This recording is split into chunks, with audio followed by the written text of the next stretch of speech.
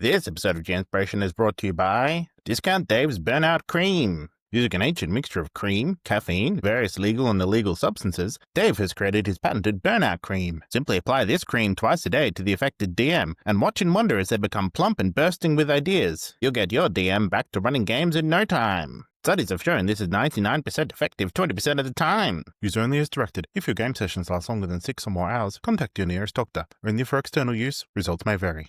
Wouldn't it be nice if you could just take something to make your burnout go away? Unfortunately, it's not that simple. Burnout is when you feel emotionally, physically, and mentally exhausted due to excessive demands, lack of balance in your life, and/or lack of control. It is characterized by feelings of helplessness, lack of motivation, procrastination, and frustration. This applies to burnout in all situations, not just being a DM. So when it comes to burnout for DMs, what else can we add to help us understand this better? Well, prepping for games takes huge amounts of creative energy. You have to come up with not only the plot, but also the locations, NPCs, items, monsters, encounters, traps, just to name a few.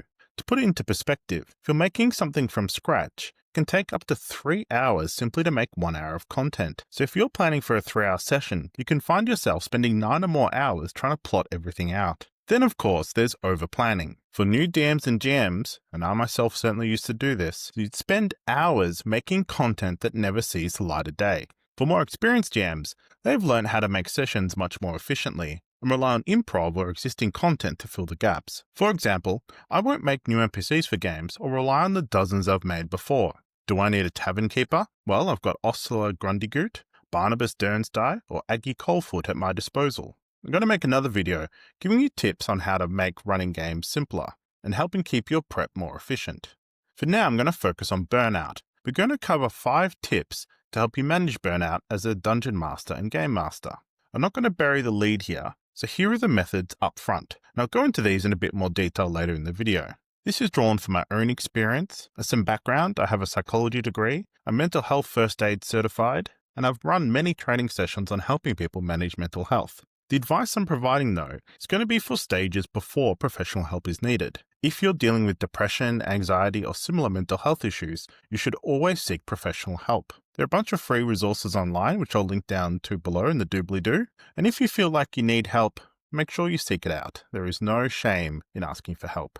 So my tips for managing burnout as a game master. Step 1, listen to yourself. Listening and understanding yourself is key to managing your own burnout. What are you experiencing and why?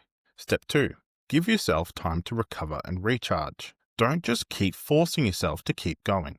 Step 3, set good expectations with your players. Being a GM can be a lonely experience, but by setting good expectations with your players, you can not only help make things run smoother, but also help them support you to run good games. You're all players and you're all playing the game. You're not in this alone. Step 4, cut back to manageable levels. Don't overburden yourself by trying to set and run too many games.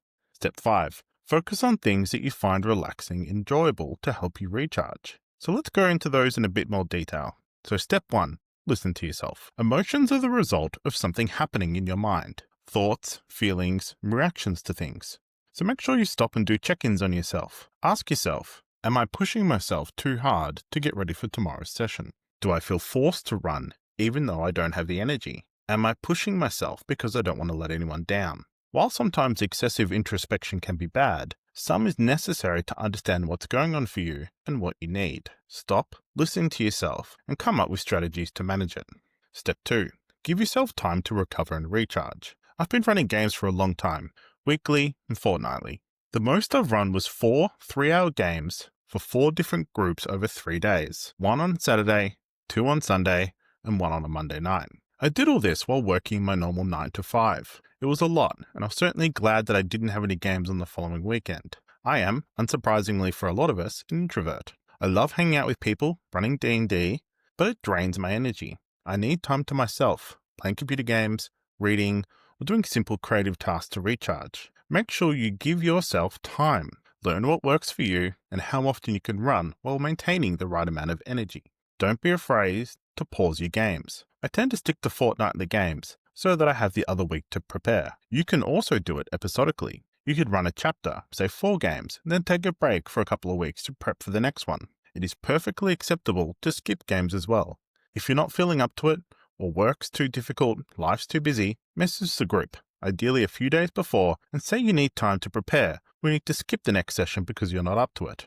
This brings us to setting good expectations with your players, step 3. When I start a new campaign, even if it's with the players I've run with before, or even the same players from the previous campaign, I state what I expect of the game. Some of this is general housekeeping, how often the game's going to be, from what time it's going to run, and so on. I also state the feel and theme of the game, whether it's horror, anime-inspired, classic adventuring, etc. Importantly for Burnout, I also say that if people are tired, have family commitments, or something similar, I don't expect them to attend. Life comes first.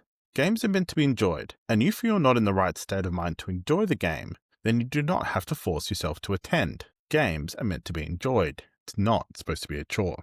Now, if a player does want to attend, and they're really tired from work or what else is going on, and they're having trouble concentrating, that's also okay. We're here to have fun. If a player's zoning out a little bit, that's okay. We'll just deal with it. The same applies to me as a DM. Well, mostly. I still, of course, need to be conscious enough to run the game, but my friends can understand if I'm a bit out of it. A couple of times I've had to clarify at the start of the next session things that maybe I didn't explain so well at the end of the previous one. If you've got good players and you've set good expectations, that shouldn't be a problem. Step 4. Cut back to manageable levels. I mentioned before that I run my ongoing campaign fortnightly. I find that it's perfect timing for me. I can prep games on the off weeks and I don't feel pressured. Sometimes when I'm really motivated, I wish I was running a weekly game, but I know doing it that frequently would burn me out eventually. So I stick to fortnight. I also have 2 other campaigns going on at the moment, one monthly and another fortnightly. These ones happen in 4 to 5 session clumps, so I can plan what we're going to cover prior to running the sessions. Some other GMs I know run weekly, others run multiple campaigns at once consistently. This comes down to your GM style, where and how you're getting your content, and how stressful your life is, and how taxing you find running.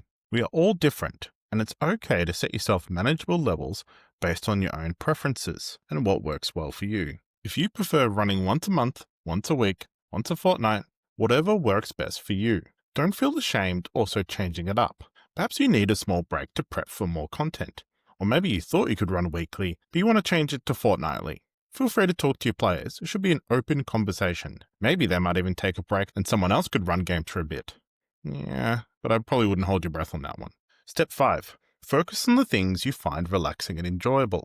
This applies both in the game and outside. If you are enjoying running the game, it's going to be less likely that you're going to burn out. Do you love running horror games? Perhaps you prefer to run new content and try new systems. Whatever it is, find what you enjoy and focus on that. If you're a GM like me, you probably want your players to have fun, but don't sacrifice your enjoyment for theirs. Find a way to do both. Remember, just because something is enjoyable doesn't mean that it's relaxing. I enjoy making these videos, but they're a lot of work. Sometimes I throw on a cheesy horror movie and play a game that is not too challenging, like a farming sim. This kind of zoning out helps me recharge and build my batteries for more challenging work. The challenge is to balance your obligations, be they work, family, friends and health, with running games. Make sure you spend the right amount of time on the right things. If you're like me, you also may struggle to relax when something is weighing on your mind. Got a test or job interview coming up? It can be hard to relax if that's weighing on your mind.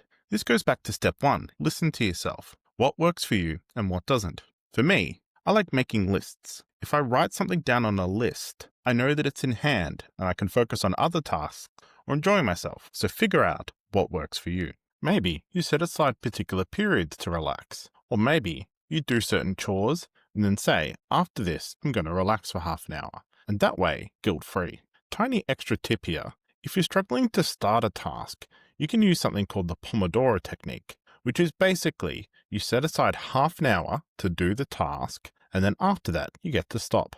By spending half an hour on it, gets rid of a lot of those barriers and helps you get through that procrastination stage. Step 6. And what inspires your creativity. This one is less about burnout and more about dealing with writer's block. Sometimes we just get stuck, and rather than an enjoyable activity, we keep hitting our head against the wall, really struggling to come up with something new. I made this channel for 2 reasons. First, I was making a lot of content that I was using once and then never touching again. It felt like a real waste, so I wanted to share that content so that hopefully someone will get some use out of it. If a few people see it and use it in their games, or make something from it, that's fantastic. Second was that I found I was inspired to create content for my games by listening to other content. Here are a couple of good examples, and I'll put links in the doobly-doo for all of them. D&D lore videos by AJ Pickett. Every time I listen to a new lore video, I found myself wanting to weave them into my current stories, adding new scenarios and things for my players to overcome. Role-playing stories and reviews from Seth Skorkowski. Seth has a wonderful way of discussing the games that he's running and his experiences. When I listen to him, I always think about how I can be a better game master and how I can weave more interesting plots and stories for my players to engage with. And SCP and other lore videos from the Exploring series. There's so much interesting lore in the SCP universe. When I listen to these sort of stories, it makes me want to create my own, and I find it's a fantastic way to inspire myself onto the next challenge, the next creative thing that I want to do. So you can probably tell from a lot of what I'm saying, I'm motivated by the creativity aspects of running D&D. Making new things, location, monsters. I prefer to make stuff myself rather than running pre-made content. That said, I can say as a player, I love both. So hopefully my videos inspire you with your writing and running of games. My end tagline might seem like a bit of a throwaway line, but I mean it. It is important that you enjoy running your games and that you have fun in everything you do. If it ends up being a chore, you'll burn out quickly. So, thank you for listening to this episode of GMspiration, and remember to have fun.